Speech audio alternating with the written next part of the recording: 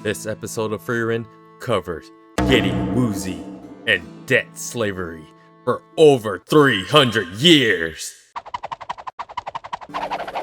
In reality, it's a story about the journey that counts rather than the results, and to not be like this elf, where Frieren manga readers have tons of speculation about who she is based on what happened to her a long time ago and if she is still alive. And regarding Frieren's debt, it's about the art of the deal, where it's actually a win-win. This video will contain spoilers because I cover these episodes from an up-to-date manga reader perspective. So stay anyways, because you can't help yourself. This episode of Frieren, Season 2, Episode 5, Episode 33 overall, Logistics in the Northern Plateau, covers Chapter 69, Bullshath, the Emperor's Spirit, Chapter 70, The Norm Company. Like many of the side quests in Frieren, they all serve to bridge and reinforce certain motifs and the themes of the overall journey, especially when they find themselves in a real adverse situation. So this episode is a quick lesson about the journey that counts, repaying debts, and I guess a more humane way that actually stands to benefit an entire region of people from going through some kind of recession. But there is some big lore being dropped with the introduction of this new elf that the manga has yet to explore, but may have dropped some major hints from the Court of the Sacred Staff, and how maybe she was animated could help us figure out if that person is her. And of course, we have Fern's personality becoming a bigger issue in the later arcs, as her personal character development is all about being bloodthirsty. So in chapter 69, we are still 29 years after the death of Himmel the Hero, and now 30 years after the death of Himmel the Hero in chapter 70. This is another 10-year journey to Oriole, which is near the Demon King's castle, similar to the same journey as the hero's party had.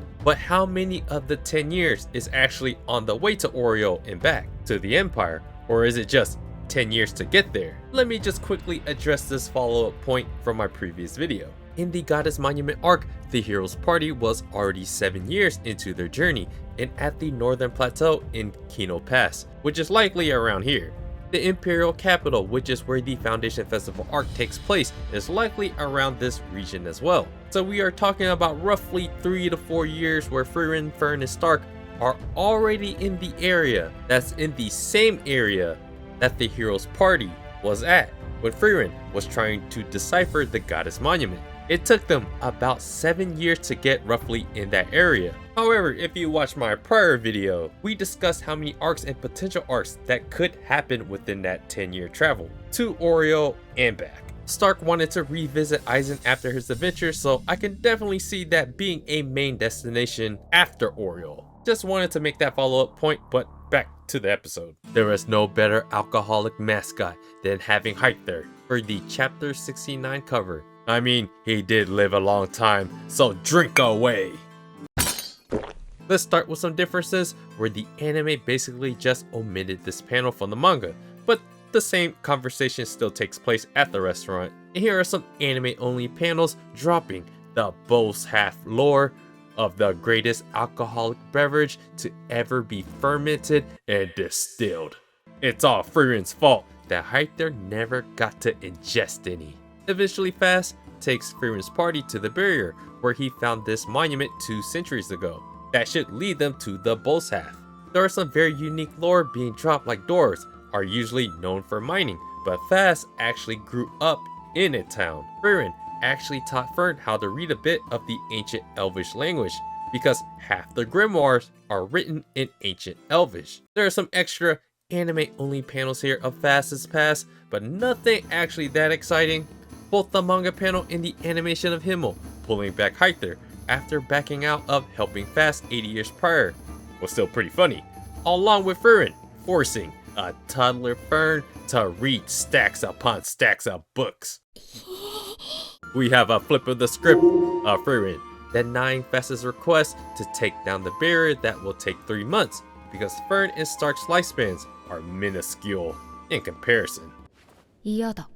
But they both have heart and prefer that Frieren break down the barrier, not only because he's been at this Bullshath thing for over 2 centuries, he's offering 20 right gold coins. However, it's already hinted that Frieren knows of this Milliarde that Fern read.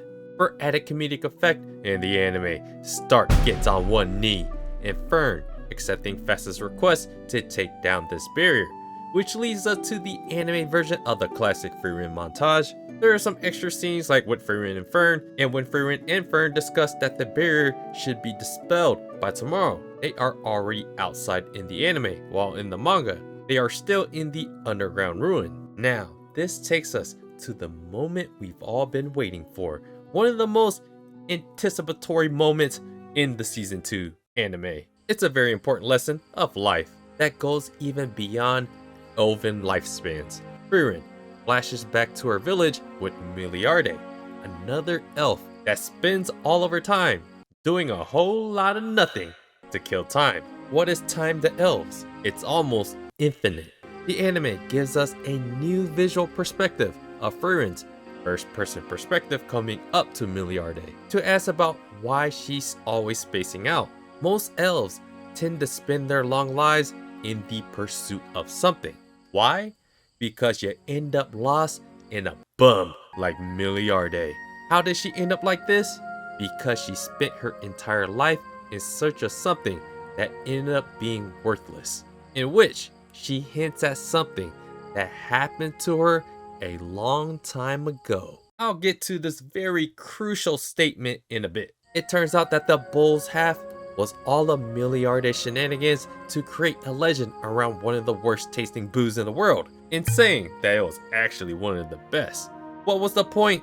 There was none. Except there is a lesson and a point behind this. Fast, Frieren, Fern, and Stark finally get a taste of this mythical booze. But of course, if it wasn't for the tipsiness, who would drink something that tastes like ass?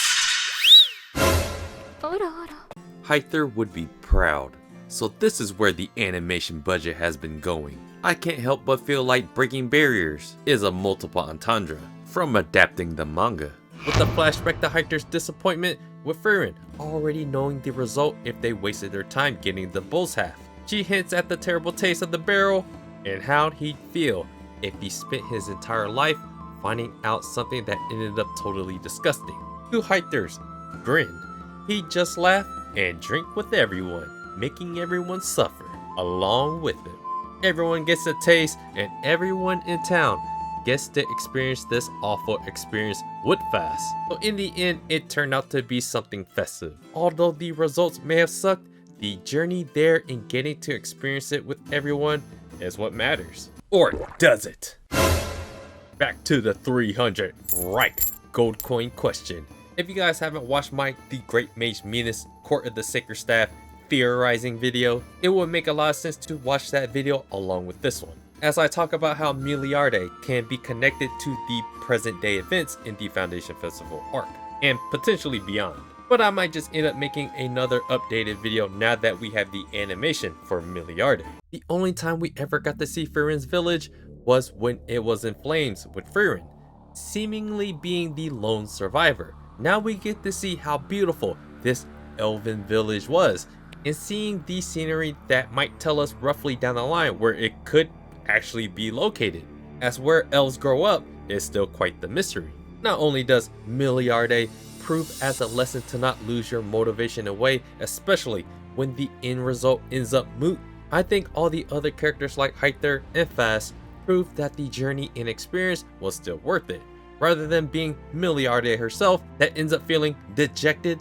At some point, she came to Frieren's village rather than being from there, meaning she might be like Werlos, aka Razin, as like an elf vagabond. Obviously at this point, Frieren's village wasn't massacred yet, and we don't know if Milliarde stayed for long enough to fight the demons, or if she already left. There are an infinite of scenarios of which could have taken place, with her still being alive. When Kraft spoke with Frieren about last seeing an elf 300 years prior, we only know of 3 other elves. The Great Mage Serie, the Feet Goddess, Milliarde, of the Court of the Sacred Staff. And later on, we learn about the Great Mage Minas, with Serie mostly chilling around the headquarters in the Holy City of Straw. It makes sense that Kraft and Frieren likely saw either Minas or Milliarde. At some point in the past 10 years, present time, we know that Minas went on a rampage in the Southern Lands. Maybe Minas has always been someone that lived around the Southern Lands for the past 300 years, or she somehow made her way there for whatever reason. And that can all be connected to the Court of the Sacred Staff. Because of Commander Reve, aka Helt, of the Shadow Warriors backstory, we know that demon presence in the Southern Lands is much more prevalent up north, because the Demon King Castle was at the very north, near Inde. Elves being wiped out makes more sense if they are mostly located more towards the north rather than the south, merely because of the geography of it. Of course, demons still probably had some connections and existed in the Southern Lands to some certain extent, which you could say the same thing about elves as well. With Minas, if she came from further up north, at some point she found her way to the Southern Lands. So in Milliarde's case, she's kinda still just wandering around, which leads me to one of the biggest introductions of exposition that apparently Megane almost knows every damn secret in Frieren. We know that the Shadow Warriors exist, officially, and they got disbanded and went rogue. But when Lan explains to Ubel about the magic special forces being the known military force of the Empire, secret organizations like the Shadow Warriors and the Court of the Sacred Staff exist as well, to counter mages in order to prevent rebellions. The Court of the Sacred Staff shares this holy emblem. Yes, it's the same holy emblem that apparently the Great Mage Minas had, and the last Great Mage Frieren has. If you look at the silhouette, this is clearly an elf with short hair, a very similar hairstyle to this elf. The anime did us a solid and had Milliarde positioned in almost the same perspective as this silhouette.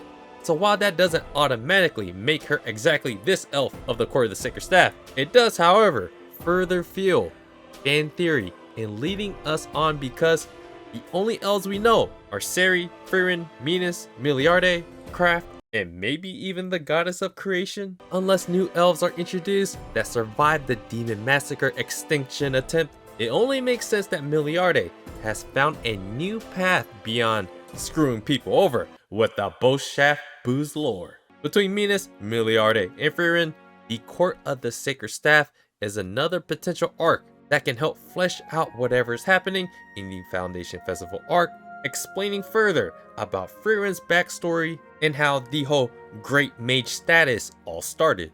Once again, check out my Minas the Witch Court of the Sacred Staff video, but I might end up making another one. Like many of the side quests, it all serves to reiterate, provide a lesson, and set up dilemmas in future arcs. In the Chapter 70 adaptation, it's all about business. When you have leverage like this guy does against Frieren, you use it. 300 years to the Shadow Realm you'll go as you slave away at mining. In actuality, the new Norm Company president is quite the shrewd businessman that puts someone as powerful as Frieren in a position to help him, the entire town, and the entire Northern Plateau region prosper once again, if they can find the silver ore. At the same time, Frieren can pay off the Heroes Party's debt of at least 500 straw gold coins or 300 right gold coins. The hard bread at the beginning serves to show how towns suffer without flourishing commerce going around. The Norm Company is basically responsible for the entire Northern Plateau's commerce and supplies, all these settlements in the region. They basically run this entire side of the continent. If Frieren doesn't help him, the entire Northern Plateau could go through some kind of recession or depression, leading many people, ordinary people, to suffer. So finding this silver ore allows them to be self-sufficient once again for a long period of time. The predecessor of 2 generations ago turned this entire barren land into an entire network of self-sufficiency and safety for the Northern Plateau, even funding the Heroes Party when barely anyone believed in them. For the anime and manga differences, a lot of animes they tend to add in these dramatic wind-blowing hair scenes. With the Frieren anime doing this as well, there is another little mini montage with Fern showing off her first class mage status once again to advance further into their journey north. Instead of only Frieren being a wanted person for debt collection in the manga, we get to see a whole slew of degenerates that owe the Norm Company money. Like that one time where Frieren asked those scary looking guys about where the good sweets are in town. These two big men take Frieren away as a mining slave, playing into the tropes of these scary looking men as bad guys. The Norm turned out to be a great leader with great good-hearted workers, which took us to where the animation budget actually went. And it went this way. In my head, I'm kinda thinking of Frieren, she was able to find her missing ring that Himmel gave her, and she's able to somehow find this silver ore. Which makes me think, I think you guys are thinking the same thing. Why are they always so broke? The Norm Company president explained that they lost about 30% of their armed caravans and army to battle the demon remnants. We even get a flashback that shows that these demons that resemble the ones that Ubel was talking about. Because we already know what's going to happen in the next arc with the Divine Revolte stuff, it's interesting to see that the whole region is facing these other kind of demon remnants as well. If you haven't already seen it from Fern's personality of her hot-headedness, it is something that will end up being one of her biggest character development flaws in the Foundation Festival arc, as she turns bloodthirsty, angry Fern. So yeah guys, let me know what you guys thought about this episode. I might make another Milliarde type of episode with Minas the Witch and the Core of the Sacred Staff. So yeah guys, let me know, where do you guys think Milliarde is now? Is she dead or alive? I appreciate you guys watching. I'll see you guys on the next video.